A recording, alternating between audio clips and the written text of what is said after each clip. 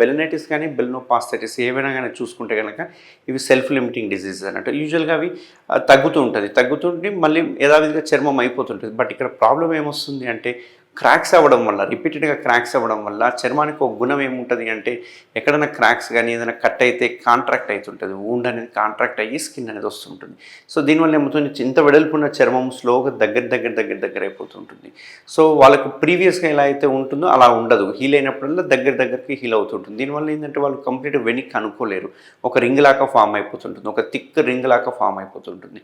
So దీనివల్ల ఏమవుతుందంటే వెనక్కి అనుకొని క్లీన్ చేసుకోలేరు, ఇంటర్కోర్స్ చేసేటప్పుడు విపరీతమైన మంట నొప్పి ఉంటాయి, ఇవన్నీ ప్రాబ్లమ్స్ వస్తూ ఉంటాయి అన్నట్టు. కొందరికి వెనక్కిపోయిన స్కిన్ మళ్ళీ ముందరికి రాదు, కొందరికి పారాఫైమోసిస్ కూడా డెవలప్ అయ్యే అవకాశాలు ఉంటాయి. ఇది కొంచెం డేంజర్ అన్నట్టు. అంతేకాకుండా ఈ కింద ఉన్న అటాచ్మెంట్ ఏదైతే ఉందో దీన్ని ఫ్రెన్యులం అంటాం కదా, ఈ ఫ్రెన్యులం కూడా థిక్ అయిపోవడం చూస్తూ ఉంటాం. చాలా థిక్ అయిపోయి ఒక తీగలాగా గట్టిగా అయిపోతూ ఉంటుంది, మందంగా అయిపోతూ ఉంటుంది. దీనివల్ల ఏమవుతుందంటే స్కిన్ అనేది కట్ అయిపోతుంటుంది, అక్కడ కొందరికి బ్లీడింగ్ కూడా వచ్చే అవకాశాలు ఉంటాయి.